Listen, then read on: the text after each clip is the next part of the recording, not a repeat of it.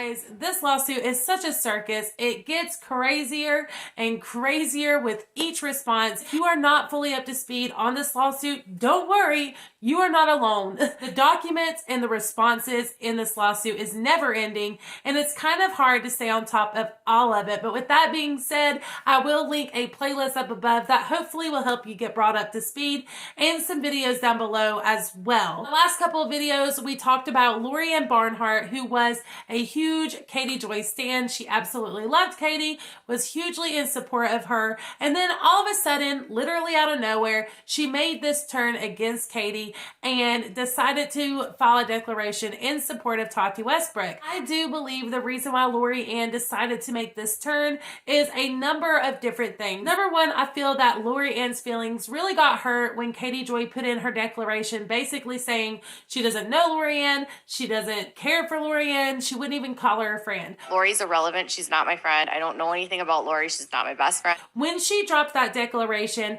I believe that Lori-Ann really got upset and very hurt by that because according to Lori-Ann, they were personal friends. They did talk on a basically daily basis, and Lori-Ann, thought that they were really close. They talked about a lot of personal things. Lori-Ann opened up to her about a lot of personal things.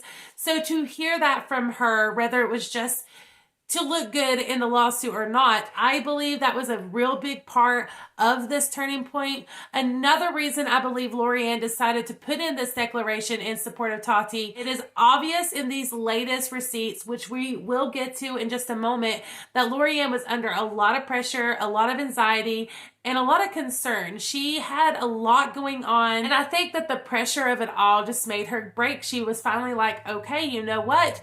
This is what they want. I'm going to give it to them. She was hurt. She was upset. She was anxious. And that's what I believe happened. Now, of course, this is my opinion. Since she put in her declaration, you guys may or may not remember because all of this is such a whirlwind, but there has been a lot of drama happening over on Twitter. People have been getting threats. People's accounts have been getting hacked into.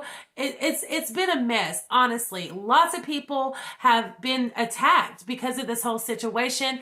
And these hackers are saying that Katie Joy had sent them to do all these things. Now, as far as I know, all of that is under investigation as we speak. Just the outburst of it all has been extremely crazy, and people are really getting riled up over this lawsuit. This is just the beginning, you guys.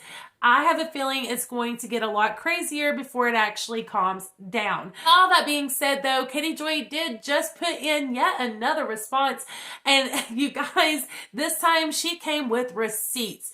200 pages of receipts to be exact. Now, we are not going to go through all these receipts. A lot of them are extremely irrelevant to the case at all. I don't know why she even stuck them in there, but I am not the lawyer or the legal guide in any way. I just don't understand what their purposes were, but there was some relevant stuff in there, and that was Lori-Ann and Katie Joy's lawyers' interactions. Now, again, you can tell that Lori-Ann is extremely anxious. She's upset. She's concerned. There was a mix-up there for a little bit between her and another Lori-Ann, and it seemed as if Tati Westbrook's legal team thought that this other Lori-Ann was her, but it wasn't. So she was really concerned about that and making sure that the right information got to Tati's legal team and to the courts in general. She did not want anyone else to have to be dragged into this mess, and I applaud her for that part. But with Katie's receipts, you can tell that the interaction really wasn't as extreme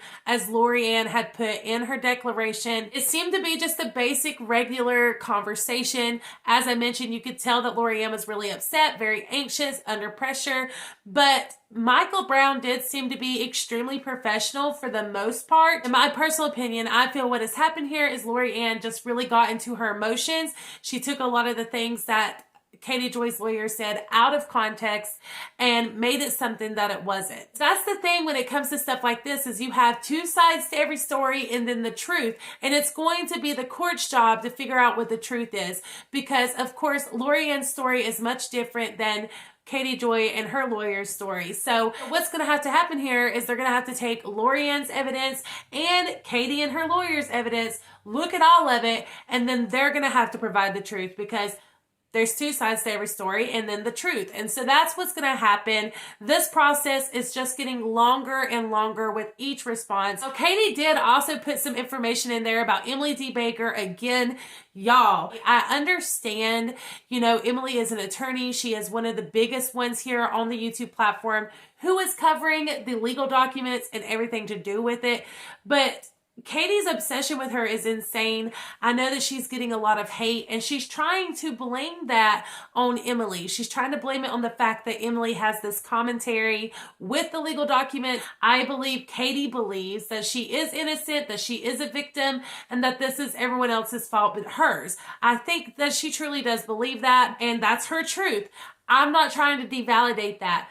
But at some point, it's going to have to stop. Like, this obsession with Emily D. Baker has got to stop. Emily has been mentioned in the last 3 to 4 responses from Katie. It is this nonstop thing that Katie keeps bringing up and keeps trying to voice her thoughts and opinions on, this is Emily's fault. This is Emily's fault. As far as Emily Baker goes, hi, I'm Emily Baker. I've never communicated with her at all. I didn't think so either. I've never watched any of her videos and stay away from her on Twitter. Totally fair. I have made one comment in reference to her, and it was in response to someone else's comment that it said she no longer practiced law. Not true, but okay. I said I hope she tells people that, and a lot of people like her content. I believe I made this comment in one of Katie's chats. Emily took that one tweet and made threats at me like, don't fuck around with attorneys. No, I sure didn't. Emily is not and has not been unbiased. Oh, she's very pressed about this. During the case, she has falsely implied that I will be charged with contempt. That's not what I said. When I have not done anything of the sort. Okay. She also refuses to speak to my counsel. No, your counsel never reached out. And I don't think they have anything to say. They filed documents in court. I read them.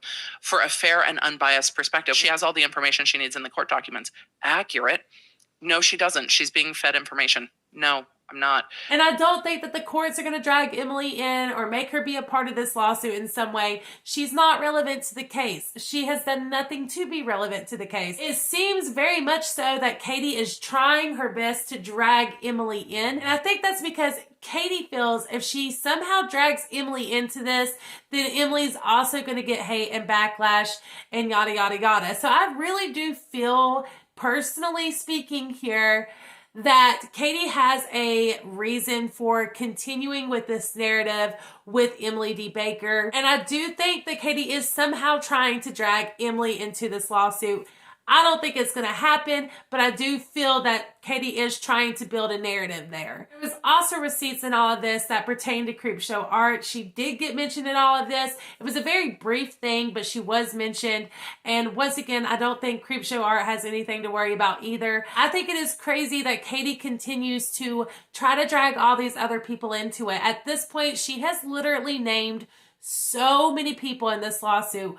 So many people that are irrelevant to this lawsuit. And I'm not going to lie, I feel so sorry for the courts, you guys.